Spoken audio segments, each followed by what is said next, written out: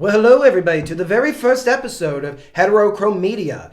On this podcast, we are usually going to compare two different types of media that not necessarily are intentionally related to each other, but for whatever reason, our brains decide that this movie makes me think of this show. And it doesn't have to be just related to movies and television shows. We're thinking about also talking about music albums that might sound like certain book series we've read and things of that nature. So it's any form of media, two different types of media that most likely not intentionally supposed to be related to each other, but we find some similarity in. Now, we have three hosts here tonight, starting off with myself. My name is Spencer, aka known as YouTube as Readout Productions. And I am Connor. I'm known on YouTube as A Humble Collector. I'm Jess. I'm not known on YouTube. She is not known on YouTube. She's an unknown. She is unknown on the YouTube. Yes, on the YouTube. So, this idea kind of spurred off from a project I did on our main channel, Readout Productions, where I kind of put myself in the corner. I'm like, I'm never going to reach 1,000 subscribers. And Connor, you said it 930 subscribers. That was a slow crawl, and I thought I'd be way older. And the bet was if I hit 1,000, we would read a isekai about John Brown. Well, that record broke, and we decided to record us drunkenly reading it. We also were able to get some input from the author of that isekai, the Cabbage Preacher, and we're very thankful for the support they've given us. It turned into a full-fledged series because we were just having so much fun reading it. And we decided maybe we want to do more stuff not relating to our main fields of interest. Me and Connor are both historians. So we primarily focus on our YouTube channels with history-related items. We wanted to also talk about our, can we say nerddom side? Yeah, nerddom, our obsessions. Yeah, things that don't really, are really not important in the real world, but we still love it. It keeps us sane through the day for our work. So we decided we would all get together and we'd make something a little bit separate so we could just cool off and talk about some of our favorite media. Now, for this very first episode, the two forms of media that are quite literally on the table right now is the 1989 war film Glory and the more recent anime adaptation of 86.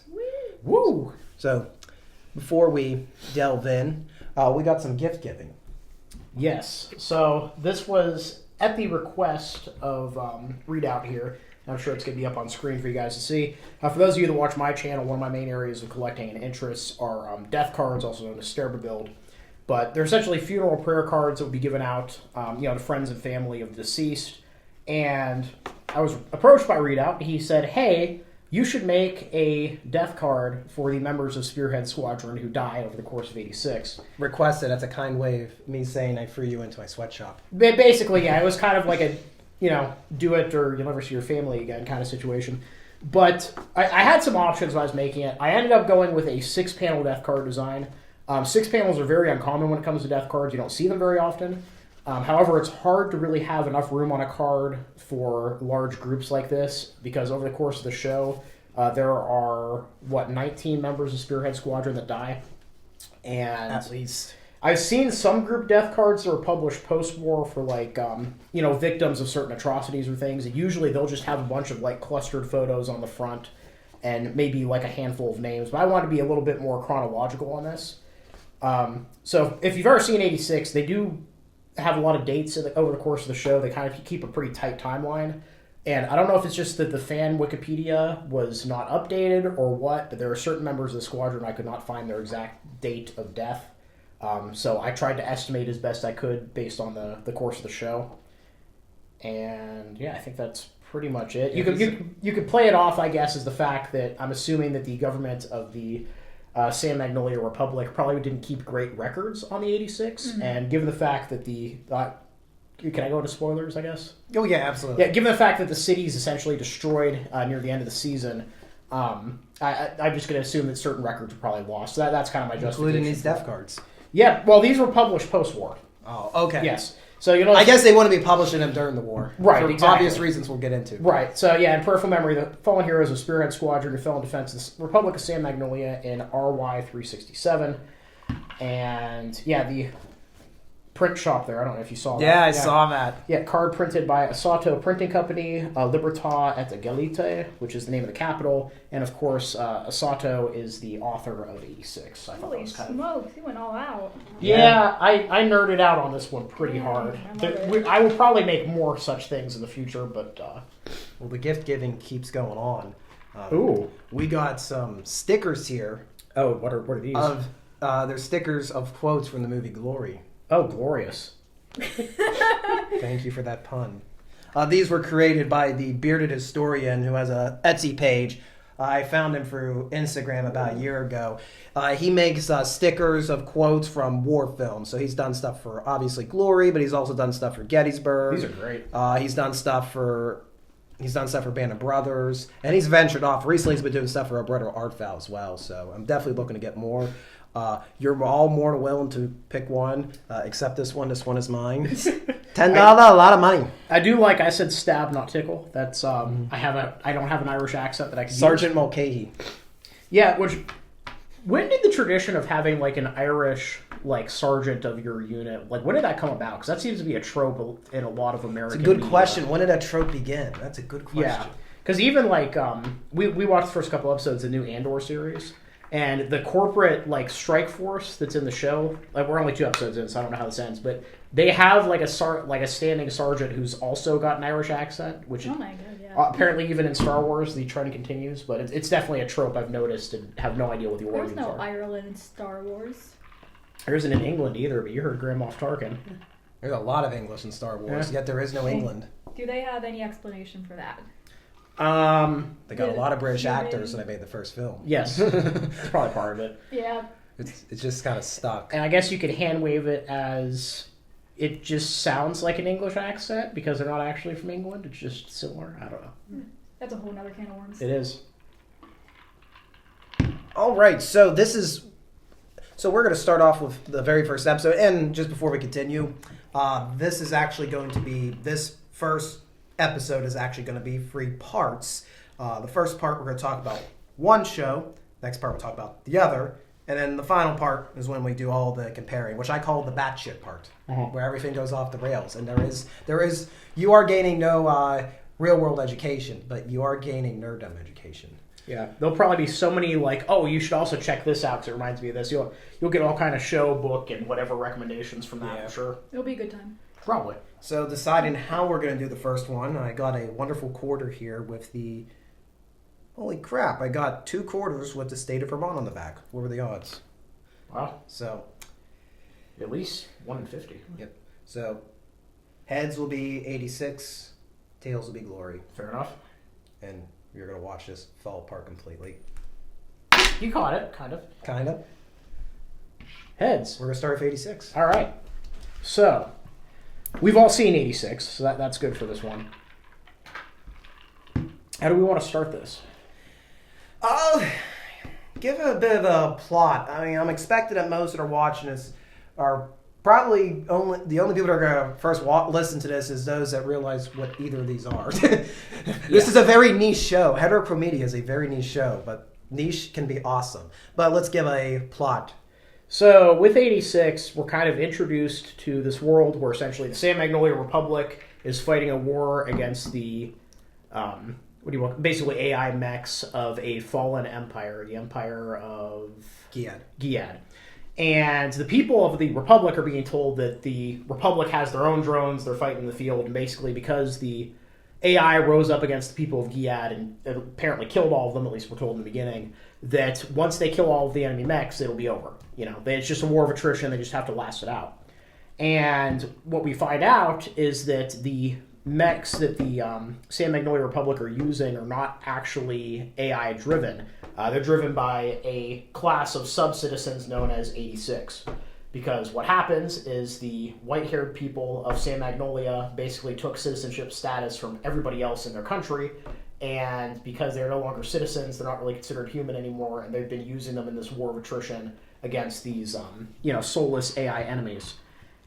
And did you want to keep going? Do you want to? A little bit more. A little bit more. So we're introduced to our main character. Well, one of our main characters of Lena, She is in the San Magnolia Republic's military, and she is put in charge of a group of these 86, specifically the Spearhead Squadron that's mentioned on the death card we talked about a little bit ago. And Spearhead Squadron is essentially where the veterans of the 86 go to die. Because the San Magnolia Republic realizes that if the general populace finds out that they've essentially genocided all of their ex-friend and neighbors to fight this foe, politically it might not be a good thing. So the 86 sign up for a certain period of time for their service, and as they get to the end of their service, they're transferred into this Spearhead Squadron to basically die. So we're introduced to Shin, who's the leader of the squadron, and over the course of the show, they go have many battles. We get to know the characters a bit more. Of course, many people die, as evidenced by the death card. And Lena, I keep trying to call her Lana, I apologize. Lena is kind of put in this situation where she's trying to help them as much as she can, and she's growing closer to them, but the military around her really doesn't care. They see the war is basically already over anyway. The 86 aren't humans, so why does anybody care? And so she gets into a bit of trouble from that, and there's a lot of tension as a result. And then that's really the first half. Yeah, that's a pretty good overview. Before we go full on into spoilers, you want to try to say Lena's full name? Vladilena. It's Vadalena Milize. It's a very Russian name. They all have very long names that they do not use because nobody has time for that. And here's the thing, I always just call Lena Bloody Regina. Yeah. Because I feel like That's the nickname's easy. just cooler. It's easy. It's easy to remember that way. Like, what a call sign. Because, Shin's the Reaper. Yeah. Mm-hmm. Yeah. They all have awesome call signs. Yeah. Which, the Reaper thing, that'll be something else we need to get into. But, Don't fear the Reaper. So Connor was the one that kind of introduced all of us to 86. So how did you come across this? Yeah, so there was a period in my life where I started watching anime about a year ago. And it basically, I was at the phase where it's like, oh, that sounds kind of interesting, I'll throw it on my list. And 86 was airing at that point. And I was like, oh, okay, I've heard good things. This is probably a good show. And I watched it right as the last couple episodes were coming out. And I loved it. It was great. I thought that the story was good. I really liked the characters. All the action scenes are really well animated and shot. There's a lot of really good emotional moments and payoffs throughout the show. And overall, the whole experience was just very solid. So I recommend it to Spencer at one point. Around April of 2022. What was the context? I can't remember why. It was just us riding to Gettysburg, and we were coming down over Silent Hill, and then you suggested it to me. That sounds about right. And then when Readout put together the idea of this podcast, of course, then I told Jess that, hey, you need to watch this because it's good. It's good. It's good. Yeah, Jess may be our she's our anime expert. Yes. Yeah. Oh. I'm pro in anime. Yep. Pro. What makes you a pro? I've been watching it for over 10 years now. Not just the little kid sense where I saw Pokemon and I'm like, that's where I started anime. No, I watched Death Note and then that was it for me. I just watched everything else. And I spent a lot of time in the online communities and cosplaying these characters, so yeah. I feel like I'm pretty knowledgeable. How many series do you think you've watched over the past 10 years? Over 300. Wow. Do you track what you're watching? Do you have a My Anime list? I have a My Anime list, okay. but I started it really late, so I don't have everything on there. Okay. Yeah, I started a My Anime list, and then I kind of forgot about it until a couple weeks ago. And I'm like, that's how I try to figure out for a show we're talking about doing in a future episode. I'm like, where did I leave off on it? And yeah. Thank goodness I had a My Anime list open. Yeah. My issue with that is I don't remember my password ever, so... It was a miracle that I got into mine. God shined down on me. He helped me out. Yeah, the power of God and anime on your side. Yes, it's very powerful onto these. Now, 86, is what you would call Mecca. It's a Mecca, for sure. It's definitely different from previous Mecca. I feel like maybe I'm wrong on this. We got 3 phases of Mecca, where we had the classic age where people with big robots fighting each other and all the robots had to look human for some reason. They were always human-esque, and it was all about big battles in space.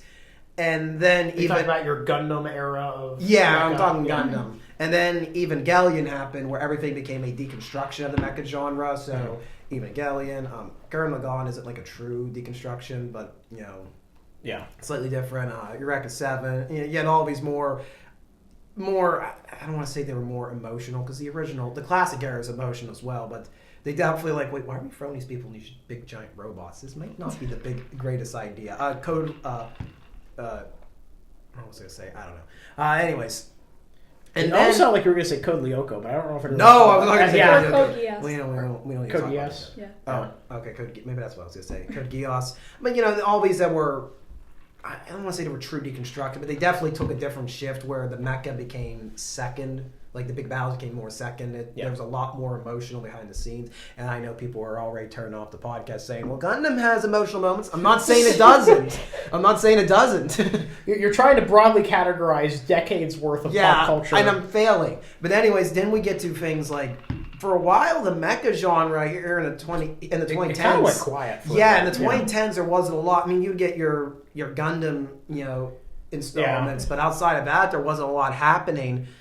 The Evangelion rebuild films the fourth one took a decade to finish. Yeah, and usually, I feel like a lot of the later era of mecha, I feel like a lot of those shows didn't gain the popularity. Like, I just recently watched, Gargantia of the Verdurous Planet. I never watched 3 episodes of that. It's actually pretty good. There's a lot of really neat stuff in that, psychologically, like we were talking about. There's some good world building. And then there was another one that I watched recently that was the Empire of Mars declared war on the Empire of Earth, and they were fighting, but for the life of me, I can't remember the name of it. So I literally just watched it a couple months ago. I'm gonna check my anime list. Check the list. I love that. What I was trying to get to is that 86 definitely feels like another shift. This is one of the first big mecha in a long time, new original mecha. And the actual mecha in the show are very different. These are a brand new design that I have not seen in our show. No, we are done with the age of humanoid robots, which always seemed to be very cumbersome to me. These are spider-like mechas. The Republic of San Mongolia the Republic tells its citizens, as in the people in the cities that they recognize as humans, that they have an autonomous fleet of these mechas that are going to fight these. The mechas are called juggernauts that the Republic use. Well, of course, the truth is that they're not automated. They're being piloted by the 86. Basically, anybody not with white hair has been kicked out of the cities, had all their citizenry taken away. They are not humans in the eyes of the Republic, and they're stuffed into these juggernauts to fight to the death. Alnoa Zero. That was. Okay, Alnoa Zero. And what tank would you correlate the Juggernaut with? So the Juggernaut is it's made for the equivalent of conscripts that nobody expects to live very long. So if you're going to throw a bunch of people into a light, fast tank with very little training that's expected to basically just die instantly, you probably got to go to the Soviet system. So I'm saying probably a BT series tank, maybe a BT2, BT7. Yes, because it is made very apparent that the armor is nearly non-existent on the Juggernaut. It's essentially just a car level steel. There's really not much in the way of armor plating. And that's why they're that's why the 86's casualties are always so high. Is basically they're given a tank with a fairly powerful cannon, good mobility, but if they get hit by anything, they're basically dead. Now, Spearhead Squadron are a little bit the exception. They kind of learn to adapt to the weaknesses of the Juggernauts, which ultimately makes them the best fighters out there for the Republic. Right, and that's kind of the interesting thing too that you see throughout history is that soldiers have a very incredible ability to make do with the shitty equipment they get. I can think of multiple examples from the World Wars prior, more recent, where if you have the chance to get good with a piece of equipment, even if it's not the best that's out there, you can still do pretty effective work with it. Oh, you pulling out the notebook? Yeah. Do you have something in particular? No. Well, we're gonna start talking about the characters and. Sometimes I don't remember. Oh, I'm horrible with names. So. Yeah, so I made sure to write the key names down. So in Spearhead Squadron, which is commanded by Lena in the first half of the first half of season 1. It should be kept in mind that 86 is based off of a light novel series, which I think has had way over 10 volumes thus far. Yeah, and only how many volumes were actually adapted for 3. the first season? Okay, so there's still a lot of story that hasn't happened yet. Yeah, there's a lot more story. So, in the first half of season 1, you got Spirit Squadron, which is helmed by Lena. Their squadron leader is effectively Shin Nozen, a.k.a. Shin, a.k.a. The Undertaker. Yeah, he comes out complete with the gong and everything. He takes 4 minutes to walk to the wrestling ring. That's John Cena. Don't diss The Undertaker. 2 very different people. I know nothing about wrestling, so that's fine. We can work on that. But underneath him, you have Raiden Shuga, who always seems to be like the older brother of the group. Yes. Mm-hmm. Yeah, he always seems to have the calmer voice. Yeah. He got his shit put together. Very much. Yeah, definitely. Then you have Anju Emma. And he's the no, artist. No, she. No, she. The artist is Theo. I'm awful with names. Theo, this is going to be a running theme. Funny enough, Theo is listed right after her. Fido Rika. My fave. Yeah, he can be a bit of a bullhead, but sometimes it's warranted. Yeah. Then you also, and then rounding out the main squadron, you have Karina Kuku Mila, who, I'm kind of on the fence with her. Red hair. Yeah. Yeah. So she's definitely the little sister of everybody. That's what I was gonna say. Definitely the little sister of the main group of the ones that don't.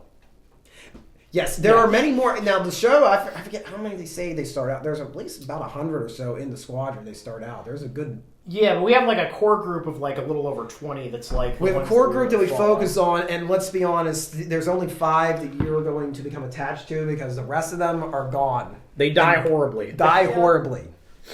It's very traumatic. Yeah, very traumatic, and it's quite a miracle that these 5 core people from the squadron have survived how far they have. So many times I was like, oh, one of them has to die, and then they kept like almost dying, and then not dying. Well, they fake us out in the mid-season finale. Yeah, they do. Yeah. But I think the show actually handled that well, because it always felt like you get to learn a little bit more about these characters, and sometimes they go on missions, they all make it back, sometimes people die. And the group is kind of left grieving with that, which is where Shin's roles, like the Undertaker, kind of gets developed, where he's essentially taking like their what do you want to call it? Like on a plane it'd be nose art, but they have like little he starts chipping off. He starts chipping off from every deceased 86 Juggernaut. He starts chipping off the armor, putting their name on it, and keeping it in a box. And he's kind of carrying around with him, which is a not very subtle way of talking about the fact that he's carrying around the death of his friends, and the people that he's fought with. And kind of carrying that baggage with him throughout his life in the show, which that's one thing the show does really well is they definitely focus a lot on grief and being able to move on through your hardships and being able to let go of things, which is all really cool. You don't, because normally when you watch like a war movie or a military show, that's the stuff that would happen after the war, after the show, whatever. So you don't really see a lot of it, and that's one of the things I really enjoyed about 86. So. The show's broken down 2 perspectives. We've been talking about the Spearhead Squadron. They're outside there fighting the war against the Legion, the AI group that's attacking everybody. Meanwhile, behind the wall, commanding them, is Lena. Lena's helped out by a good friend of hers named Annette Penrose. Yes, who's like the science person. Yeah, she's the science person. Science, of course. Blinded me with science. But actually, she has a little more importance than just being the science person. Her father, Penrose's father, developed this technology called the Pararade? Yes, Pararade. Pararade. Yeah, the Pararade, which allows people to communicate with each other instantaneously. It's basically some Elon Musk shit. Yeah. It essentially allows Lana to instantly communicate with the entirety. Is it Lena? Yeah, it's Lena. Oh, gosh. I told you I was going to screw that. Lena. I don't know what you're getting it confused with. I don't know. Lena. The name's vaguely familiar. Anyway, but Lena uses that when she's talking to Spearhead Squadron because they're stationed probably, hundreds of miles. And that's how the Republic operates the war. They have officers who they call handlers. Yeah. And they basically go into one of them gaming castles. Yeah, they have like their little like gaming compounds. Their little like gaming like streaming pod that they get in. It's like, hey guys, Bloody Regina here, about to hit you with some. And quite honestly, the Republic wants you to treat it like that. It's like, don't think about it. It's not a big deal. These aren't actual humans. And that whole kind of concept of, oh, the people that we're leading don't matter, and this war is going to be over soon anyway, just from attrition, is that she's really the only officer in the military that's taking their job seriously. Yeah. Like, anytime she goes to HQ, everybody's just drunk and passed out. Oh, yeah, literally. The opening scene in the movie is her going into HQ, and everybody's literally drunk. Everybody's flat out drunk in the fountains in the courtyard. And it shows, because all these other people in this building are also handlers, and it shows an incredible level of just non-acknowledgement of the fact that their decisions are routinely, daily getting people killed. And this is something, and again, maybe it's just showing my limited exposure to media in general. It's one of the first times I've seen an anime when it's about an anime dealing with military stuff, where it actually shows you the ugliness of just how corruption works, where everybody just getting flat out drunk and just indulging in it. It's a bit of a shocker. Nobody's with the exception of Lena, nobody's really taking their job seriously at the start of the show. Right, and that's a good point, because usually when you have a military focused anime, it's all like, oh, like we have to fight for whatever insert cause here, and like everybody's on top of their game, everybody's fighting hard, everybody's sacrificing for the greater cause, which, as we know, is very rarely the case in real life. And obviously, the San Magnolia Republic's military is probably a bit crappier than most, at least on the command level. But there's things that are really cool. So Lena, into her daily job, she's realizing what's happening, that like there are people dying in these juggernauts and nobody's caring, and the whole country's complicit with all their deaths. But then she'll go back and talk with Annette and stuff. They'll have all these conversations and everything, and it's one of the earlier episodes. They just have a simple conversation. It's almost like out of a slice of life anime. Just them like indulging. I think there's literally a slice of cake involved in that. Literally a slice of cake. Baking. With real ingredients. But that's what offsets it. Like it's like if you just walked in watching a scene, you figure watching just some slice of life. But then you hear the oversight mentions where Lena is so ecstatic that this is real cake, that they're using real sugar, real flour is used, and that is another thing. I've never really seen a anime take that direction of a wartime economy or something. Rationing. Yeah. And, it's funny you talk about the slice of life stuff. There's a lot of that when we go back and look at Spearhead Squadron, too. Like, they have a lot of, we're cooking out tonight, or, we're all hanging out in the cafeteria. Theo's got a new drawing that he's showing everybody. There's a lot of leisure in this show. There is. And that, in a good way. Yeah. I'd love to see it. Because I feel like, again, a lot of military anime, they focus on, the go, go, go, mission, mission, mission. When in real life, you do a mission. And hurry up and wait. Yeah, you hurry up and wait, and then the next mission comes down the pipe later. So, and they take good advantage of that downtime to really flesh out the characters, make you care about them, and then brutally murder them, as they do. Yeah. It starts about, episode, I forget if it's 6 or 7, where the metaphorical bomb is dropped on Lena. Because for up to this point, the first episode, Lena's, been attached to Spearhead Squadron. She's trying to communicate with them, try to be friendly with them. Like, I'm not going to treat you like animals like everybody else is. Her initial efforts are basically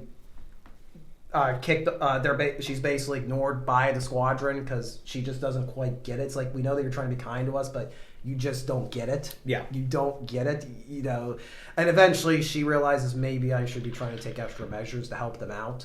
So she starts reporting to one of her higher ups, which I believe is actually her uncle. Yes. And it's something to keep in mind too. Lena actually has she is not only is she part of the elite race, that's allowed to rule over everybody else in the Republic of San Magnolia. She's also very affluent. Her family, she comes from a very upper class. She comes from an upper class family.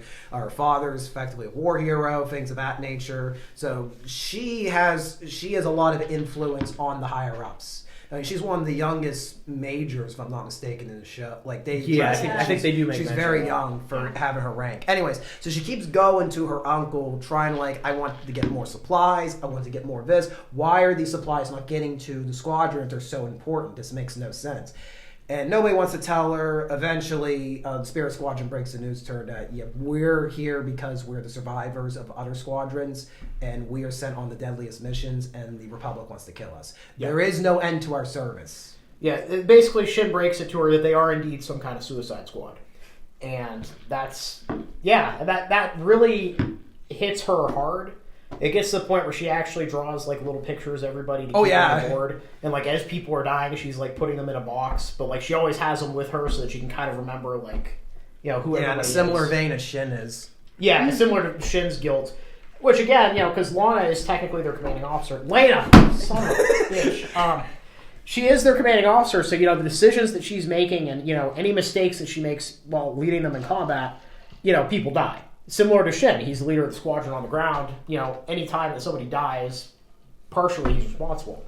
And, that they both kind of deal with that stress and that pain. I just realized that now that she is preserving the memory of these people in the same way Shin is, by putting them in a box. Which they show very beautifully in the last episode of the season, which we'll get to. Oh. But. So, when we get to the end of the first core of Season 1, Spirit Squadron is sent off on their suicide mission. Yeah, their final... You've made it this far, you're almost at the end of your term, and we can't have you living. So, basically, they're sent on a long walk, more or less. They're told, just go into Legion territory and don't come back. Yeah. So they're given a whole bunch of extra ammo, food, whatever, and sent out in their mechs, and that's it. Yeah. They have, one last assist from Lena. Yeah, Lena, who... after having a falling out with Annette over Lena's handling, Lena becoming too consumed by trying to save the 86. Annette, we learn, has also, she grew up befriending a certain member of Spearhead Squadron. Yes. And eventually, Lena puts it together that Annette was neighbors to Shin at a very young age. And Annette is pretty guilt-ridden over very quickly being accustomed to the new racism in the country. Well, yeah, and we find out that, her dad, when he was developing the para-raid, was basically torturing 86 children in his basement trying to get it to work. And that obviously left her with a lot of mental scars and, disassociation of dealing with the 86 in general. So Annette has a falling out with Lena, doesn't even want to see her anymore. Mm. But then Lena gets very scary, which she does... several times throughout the show. She can be very intimidating when she needs to. Yeah, she does one of these.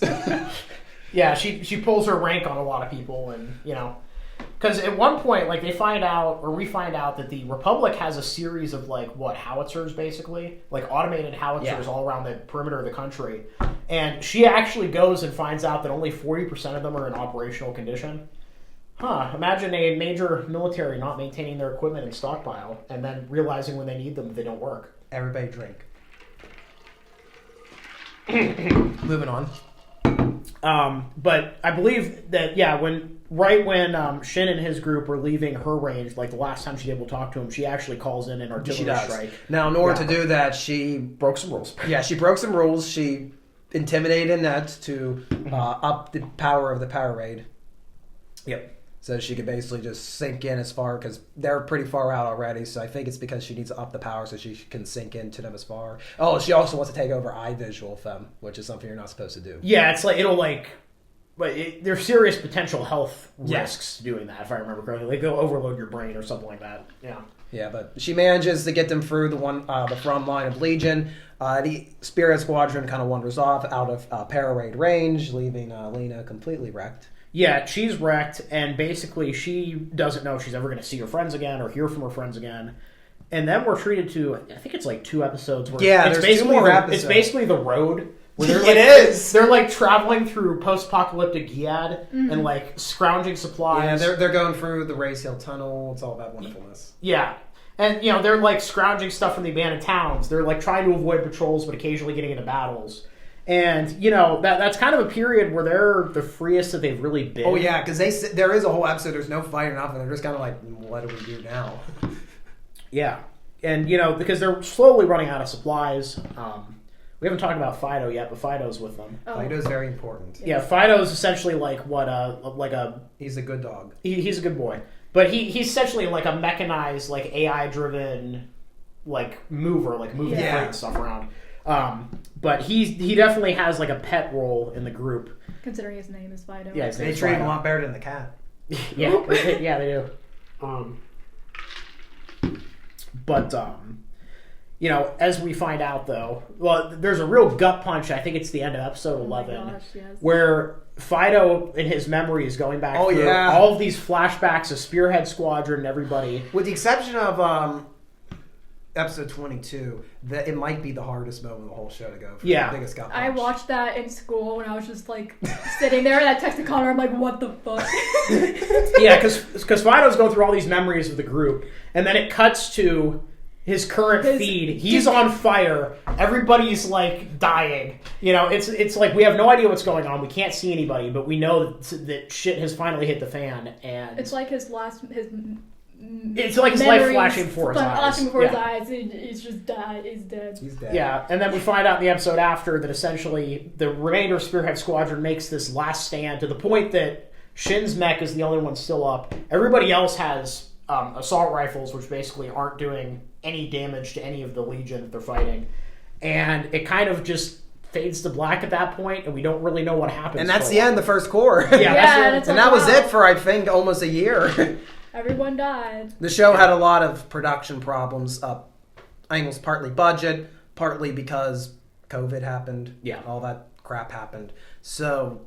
Which, you would never know the show was being built during COVID. Like, the production quality was so high throughout the entire thing. I think that's part of the reason it came to core, because halfway through they quickly realized the situation they were in. Mm-hmm. So, yeah. So, I think it was almost a year before, like, second core came out. Can you imagine that being, like, if you didn't read the light novel, like...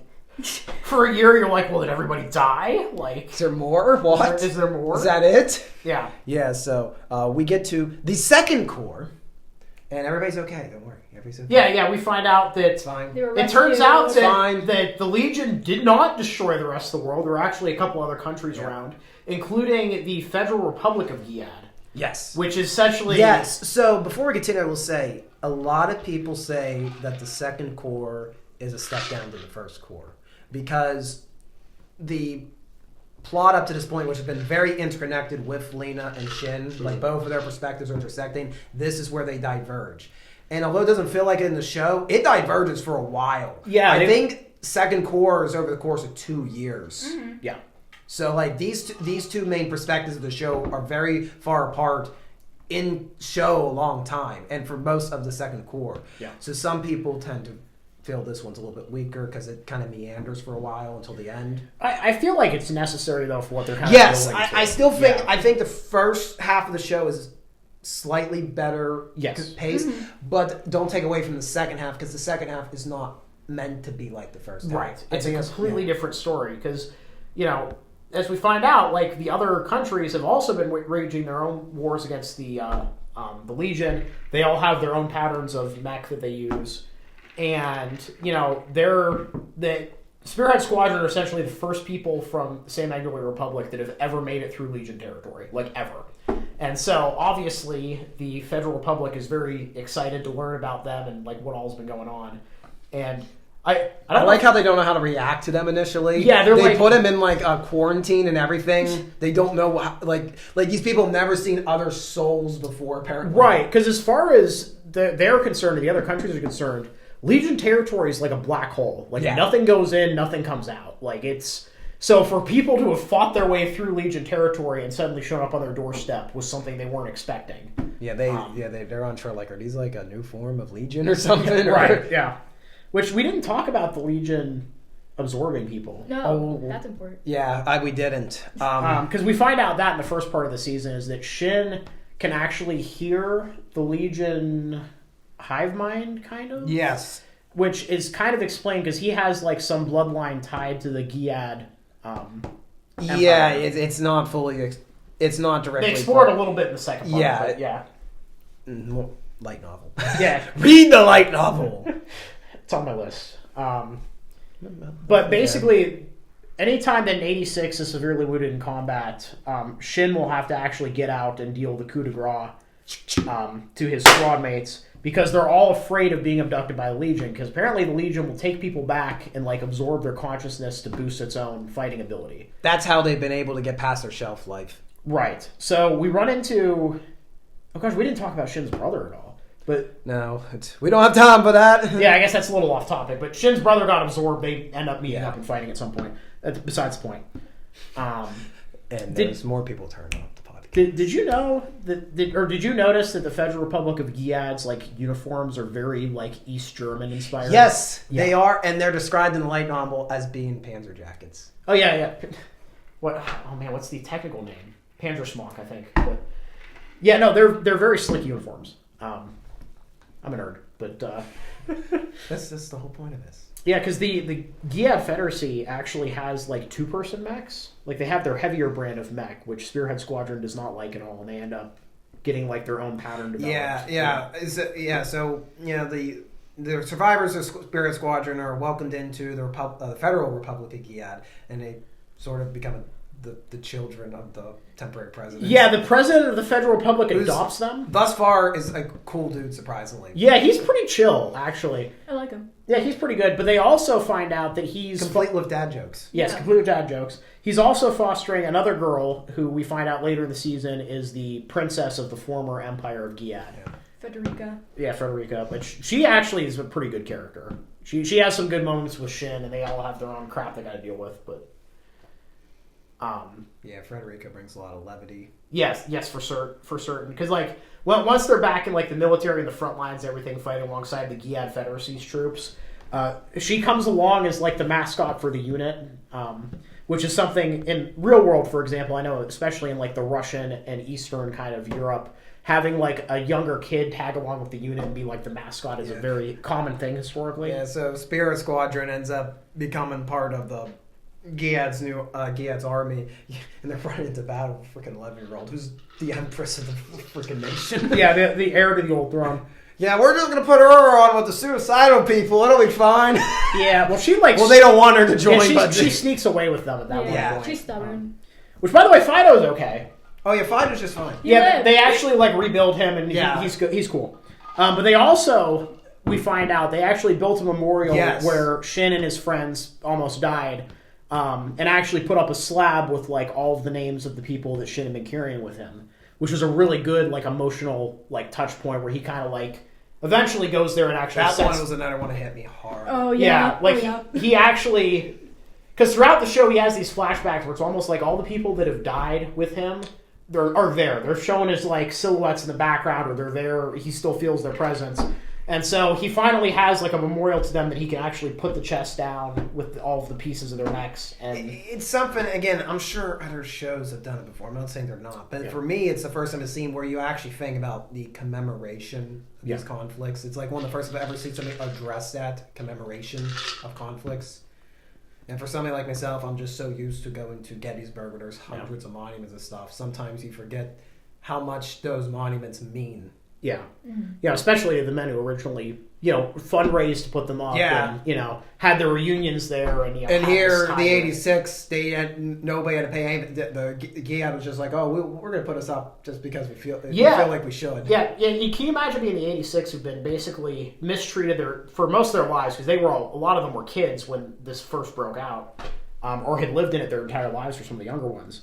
And this other country that just adopts you, they actually took Fido's remains and 2 of their mechs and put them up into a war memorial with that plaque there that had everybody's names. Like that's huge. They didn't have to do that. They didn't have. They put a dome over it too. Oh yeah, it's protected and everything. Like it's really a beautiful memorial. I don't know what architect in Giad designed that, but smart dude. He's like, oh my god, I'll have to design a weapon. or a military base, something different. Yeah, but. While they're fighting alongside the Federacy's forces, we kind of occasionally get glances back at what Lena... Yeah, Lena definitely becomes a secondary character at this point. Yeah, which is unfortunate. But the stuff we do get of her is good. Like, she apparently is now known as Bloody Regina. She has a red streak in her hair. And, there's a new Spearhead Squadron. She was demoted, too. Yeah, she was demoted for her actions. But she's in charge of, new Spearhead Squadron, which is another group of 86, and she seems to work very well with them. But, this is the point where they were told that the Legion shouldn't have any mechs left, and yet they just keep coming. And it's revealed that the AI that's running Legion has factories, surprise Pikachu face, and has been continuing to build mechs. So no, this war of attrition just turned into a war of annihilation. And at this point, the Republic's military is basically shit, and we end up going into... essentially a Battle of Berlin kind of arc. Yes. Yeah, which is... I'm upset we did not get to see. I'm very upset. Oh my gosh, I would have loved to see some street fighting. But I think that might be your production problem right there. It's like, we don't have time for that. Yeah, because it's very much like Lena realizes what's happening, and she essentially has to try to convince the military that, hey, we're going to be screwed if we don't figure something out soon. But she also has to rally the remaining 86 to be like, hey, I know that our country's treated you like garbage your entire lives, but if you don't help us now, we are all going to die. And so, unfortunately, like you said, we don't get to see the battle. We see the aftermath near the end of the season. And has Amy ever heard of the Battle of Berlin? That's basically what it is, yeah. And it's... Because, there's a bridge over the river into the main city, the capital city. And, like, the 86 are, like, fighting to the last man to, like, hold the bridge. And then, unfortunately, of course, the Legion ends up breaching it. Yeah, the only thing that spares them is the arrival of Giat eventually. Yeah. And other nations. Yeah, the coalition forces eventually show up and save their butts. Now, Jess, how you want to get into the finale? So tell us about the finale. I know you've been waiting to talk about the finale. The last episode? Well, how the show ends. With the railgun. Yeah. The big gun. Frederica's bodyguard guy. Oh my god, I can't explain things really well. But Frederica had this knight that his name's Kiri, and he was like her older brother figure throughout her childhood, and he was killed, and he was absorbed into the Legion as like the big guns. The big guns. Yeah, the Legion has a railgun. Yeah, and it had Kiri in it, and so. Okay, I don't even know where to go from there. Well, so a lot happens. I'll be fair to you. A lot happens. So the thing is, though, Kiri thinks that Frederica's dead. Yeah. Because the last thing he saw was like her like royal robes like on the end of like bayonets and as the palace is falling. And the railgun that he is in charge of is like an existential threat to the entire coalition. That basically he can just like Control-Alt-Delete any base on the continent, more or less. So that's like the whole main focus of like this assault that the 86 that Spearhead Squadron gets involved in is they need to take out that gun. If they don't, the war is basically over. Yeah. Because at one point it blows up a base and kills thousands of military personnel. Like, it's a big deal. But during this fight, Frederica had tagged along, as she does, and there's a very heart-wrenching kind of moment where she's able to distract her ex-knight long enough for Shin to get the killing blow and knock out the gun. Yeah, and then everything goes haywire. Don't we also find out that Kiri's a Nozen? Yeah, he's he actually is. Him and Shin are related. He's from the same family as Shin. That's a thing that's kind of... Which is, they looked alike. I was like... Yeah, because... Kind of So, Frederica, through her royal bloodline, is actually able to communicate and kind of see... Essentially, kind of like the para-raid that the Republic developed to work with the 86. She's able to kind of like tap in and see and hear kind of what other people of that bloodline are doing.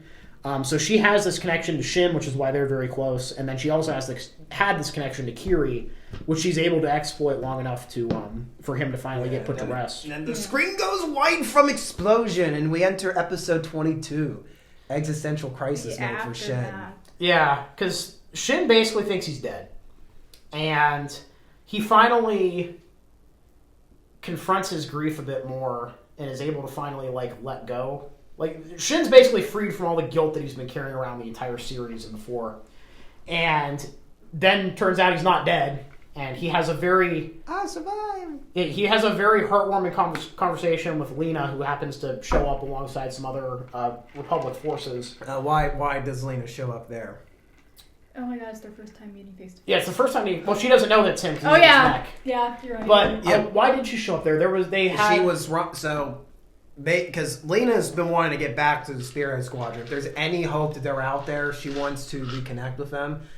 And also, Hank is kind of more, she's just like carrying all that guilt. She's like, I can't stay in the city anymore. So she basically goes on a personal mission to get across Legion territory, hoping that maybe she'll find something at the end relating to her friends.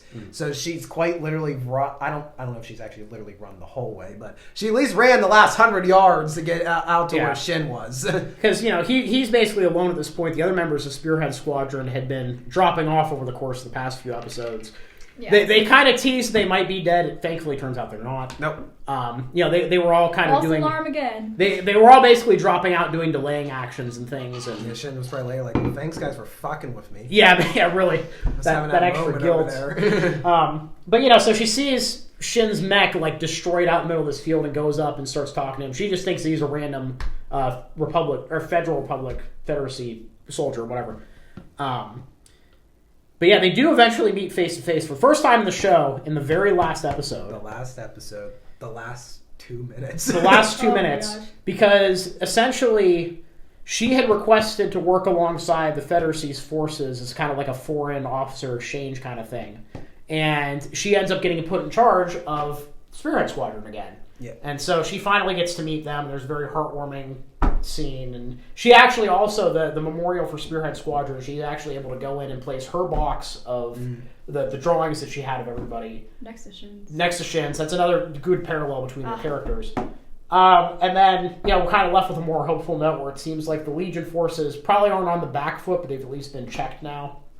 And there might actually be a good future course forward. There's hope. There's hope. Oh my god, there's hope for Which, once in the show. in the tradition of anime and mecha in particular, I'm sure the first episode of season 2 is going to fuck everything up. It's gonna be like 5 minutes later. So, Distraction. I've read a little bit forward. I've read about a quarter of the way into volume 4 of the light novel, which is essentially where it picks up from the anime. The first, if we get a season 2, please, dear God, give us a season 2. Us military historians don't have much, and this is one of them. For anime. Please. So, if there would be a first episode, it would be pretty calm. Oh, good. It's mostly Lena getting acclimated to actually talking to Shin in person. Oh, yeah. I'm actually getting the person's in front of me now, things of that nature. And actually, so what ends up happening is for the Republic of Gilead, they form a whole new a whole new unit in the military. They call it the 86 Strike Package.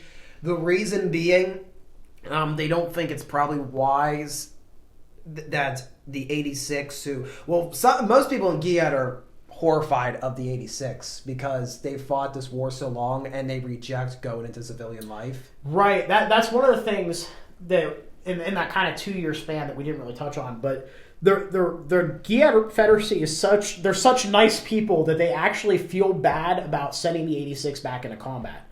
And there's multiple points throughout the show where they're like, hey, if you guys want to become civilians, you can do that. But they won't. So Gilead's kind of getting to the point. They actually start talking to start with some of the higher ups. They're saying so what happens when this war does end?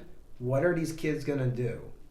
And they're like, do we terminate them if are they going to become killers the rest of their lives? Things of that nature. Nobody knows what to do with them. So they decide, we're going to form. We have all these freed 86 now. We're going to keep them a little bit away from the rest of our regular soldiers. We're going to keep them their own separate unit for now, and it becomes the 86 Strike Package, and that's going forward in the novel series. So that's what you see in the future. So the first episode's just primarily Lena getting acclimated to now commanding the Spirit Squadron again, but now commanding this entire, because now she's promoted to colonel now. So she's in charge of this whole strike package now. And it has new characters are being introduced and things of that nature. And so, it's I definitely hope we get more. There's a lot here. Yeah. I will say it's interesting because normally in any kind of fiction, when you have a nation that's too nice, you immediately distrust them. But I genuinely think that the Gilead Federacy, they're obviously not, when it comes to the 86, when it comes to handling the 86, I think because they just don't know, they're just so shocked. Yeah. And that's going to be another thing I'm assuming we'll see if we get a season 2, dealing with just the shock of what the Republic of San Mongolia did. Mm-hmm. Are we going to see an in-world version of essentially the Nuremberg trials? That would be interesting. Yeah, because Lena's uncle would be... Yeah. Lena actually, another reason they have to keep this package separate is that since I guess because the 5 survivors of Spearhead Squadron have essentially been, they're now the, they're basically company commanders. They're the authority figures now essentially, and they're we want Lena to command, and everybody else that joined in is we do not want Lena to command because she's one of the Alba pigs that put us through this, and they're like, no, you don't understand. So she actually, when she arrives at base, she gets a light hazing from some of the other people. They dump buckets of water on her, and Shin has to explain later, I'm sorry, they wanted to do something more horrible to you, and I was able to reduce them to just dumping water on you. Oh yeah. It's I had to let them do something. Right. So thanks to that. So before we finish up, let's just kind of go through favorite characters. Ooh, that's hard. I liked the friend that Shin made in the Federacy. Eugene. Eugene was a good character. he was just a nice guy, and he died horribly. But Eugene, we didn't get to talk about him, but like his younger sister is kind of manipulated by one of Eugene's other friends to basically be mean to Shin. Yeah. About, you let my brother die, you got him killed, this is all your fault. Which is just, again, more guilt for Shin to throw in the wagon that he's hauling around. Guilt hole. But they do actually get to have... He has a decent... At the end of the season, he gets to have a decent interaction with Eugene's friend who'd kind of been screwing with him the entire time. And there was at least a bit more closure, I guess, for Eugene's sister. But, yeah, and Shin visits his grave, too. Yeah. Which is nice. Because Eugene's really the first person outside the 86 and Lena that he gets close to. Eugene's kind of the first person he kind of like lets in and kind of tolerates being around, and then just almost instantly gets ripped away again, Yeah. Right when Shin's kind of starting to get comfortable. So I thought he was a good character. Of course, Shin's very well written. He's such a nice guy. Yeah. Such a nice guy. Any characters you want to talk about more, Jess? I know we skipped a lot over. My favorite was Theo, just because I get where he's coming from with a lot of his like brashness, very forward, and like being distrusting of Lena. I tend to go for the stubborn characters a lot as my favorite. What's your favorite design that Theo comes up with for Spirit Squadron? Ooh. I know he's really good. He is. Honestly, the Undertaker. You can't really. It's a good the logo. Undertaker. Yeah. And then I also like Karina a lot. I think I like that how whenever she was able to be normal, she just like bought clothing. Yeah. Yeah, she's the most normal of them all. When they go to live in the society for a little bit, that winter when they were first in Gilead, that Christmas season, because there's essentially Christmas in Gilead. I mean, they don't call it that, but it's essentially Christmas. We didn't really get to talk about that, but they essentially have a couple months where they're more or less civilians. They really don't have anything to do, and so they all kind of take up. Like Theo works on his drawing some more. What's her name? She starts cooking. I can't remember. Anju. Yeah, Anju starts cooking. Goes to like cooking school or something. Yeah. What does Shin do during that? He goes to time? the library. Yeah, he reads a lot. That's how he gets. That's how he meets Eugene. Yeah. And yeah, Karina shops and the other guy. The kind of second older brother figure, name's escaping me. But he gets a job as a delivery driver? He starts Raiden. He gets a part-time job, but he also like seems to tinker a lot, like out in like the shed of the Yeah. house and things. Like seems to like doing stuff with his hands. Yeah. What about you? Read out. Who's your favorite characters?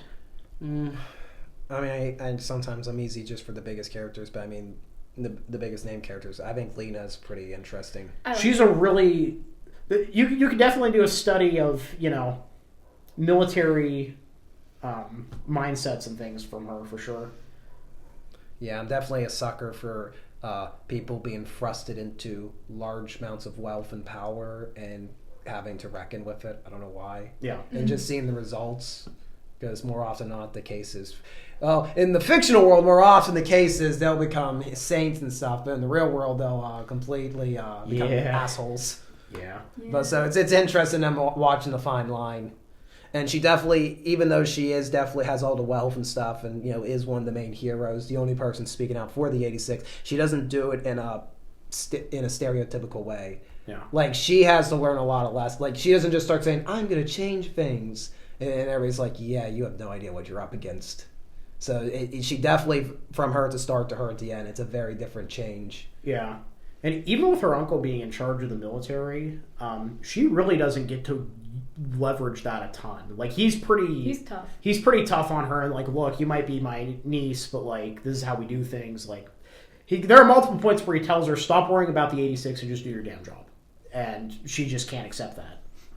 Also, her demotion after her, I don't know why whenever she gets demoted midway through the show, it's just like, so this is what it's like when Washington got demoted after Fort Necessity. Oof, yeah. So we're going to wrap things up. This is the end of part one. The next part, we're going to get into our other piece of media we're comparing 86 to, and that is the movie Glory. So be sure to... I'm going to do the whistling. Yeah. We always have to end with John Brown's body. Yeah, John Brown's body. body. I know. I also know. Yeah, Battle of the Republic. Well, it's John Brown's body in my book. So, Lies Murder in the Grave. To be the first notified when the next part comes out, be sure to subscribe to HeterochroMEDIA.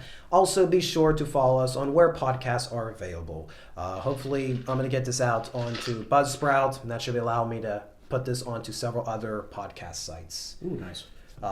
Yeah. All right, we're going to see you in the next part where we get to talk about the 54th Massachusetts. And then after that, part 3, where we compare the two and we go completely batshit with our comparisons. And we'll be 3-year-old Cokes in at that point, too. Yeah, so it's going to be great. it's going to be good. Yeah. Bye, everybody. Goodbye. Sayonara.